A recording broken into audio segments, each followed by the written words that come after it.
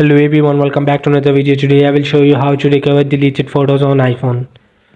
So for this, the first step is to open the photos on this iOS device. Just open the photos.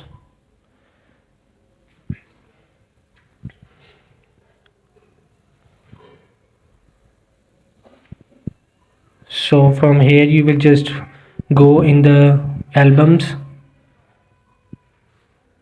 in the recents, and you will see the last option is recently deleted. So just tap to this recently deleted.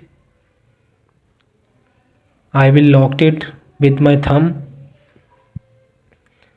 So I will just tap it and sign in. So I will just recover one of three. So I will just choose the one and just recover it.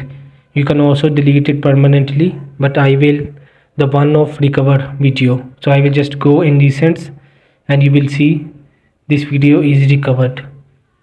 Short and simple and easy.